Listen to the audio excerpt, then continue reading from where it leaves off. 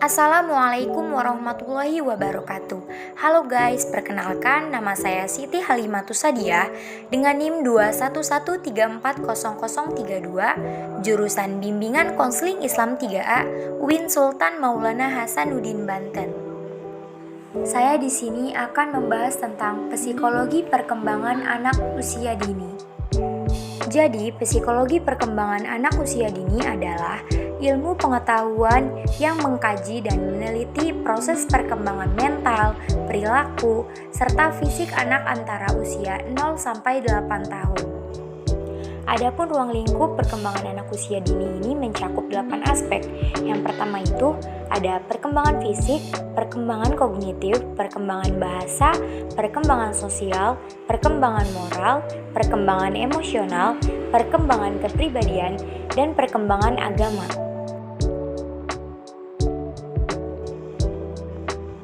Sejarah perkembangan anak usia dini. Pada zaman dahulu, anak dipandang sebagai miniatur orang dewasa, sehingga diperlakukan sebagai orang dewasa dengan fisik yang lebih kecil. Anak-anak dipandang sebagai sudut pandang filosofis yang berbeda-beda.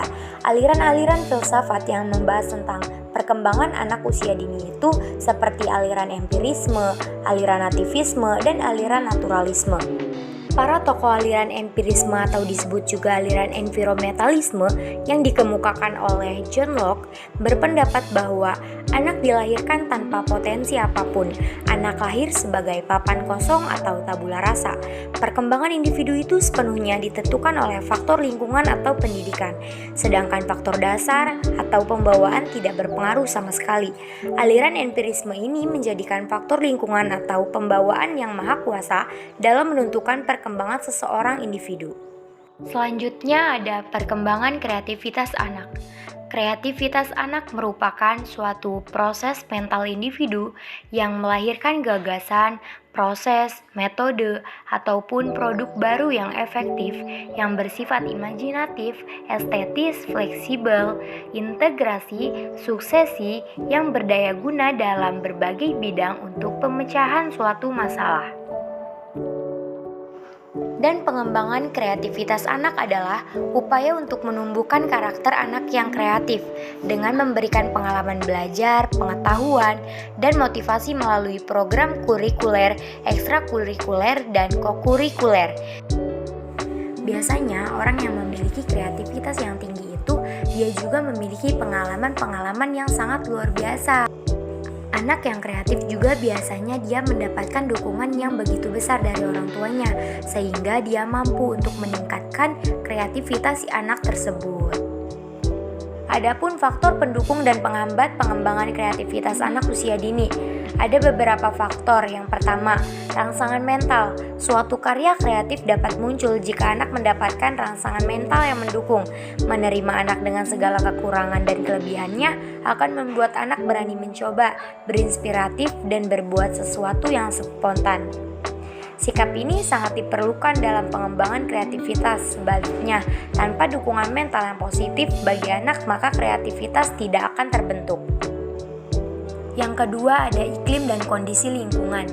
Faktor ini sangat berpengaruh besar dalam menumbuh kembangkan kreativitas. Lingkungan yang sempit, pengap, dan menjemukan akan terasa muram, tidak bersemangat dalam mengumpulkan ide-ide cemerlang. Yang ketiga, ada peran guru.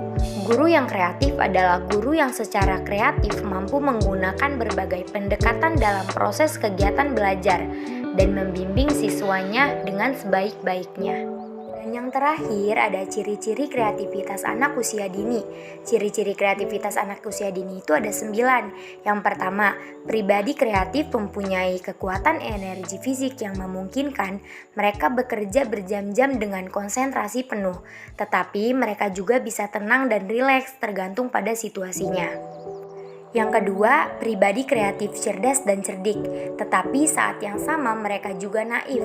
Di satu pihak mereka memiliki kebijakan, tetapi juga bisa seperti anak-anak. Insight yang mendalam dapat tampak bersama-sama dengan ketidakmatangan emosional dan mental.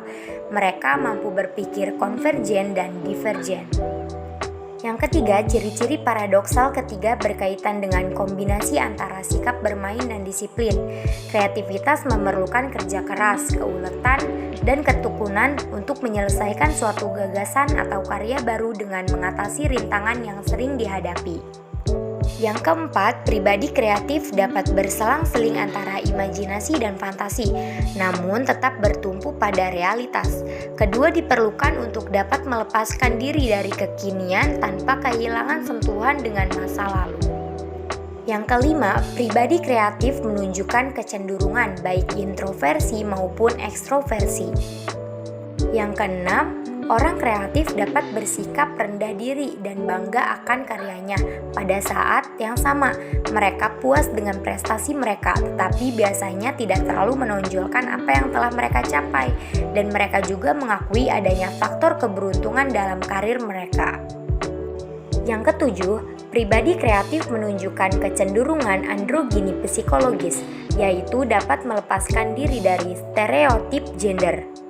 Yang kedelapan, orang kreatif cenderung mandiri, bahkan suka menantang, tetapi di lain pihak mereka bisa tetap tradisional dan konservatif. Dan yang kesembilan, kebanyakan orang kreatif sangat bersemangat bila menyangkut karya mereka, tetapi juga sangat objektif dalam penilaian karyanya. Sekian dari saya, dan terima kasih kepada semua yang sudah menonton. Wassalamualaikum warahmatullahi wabarakatuh.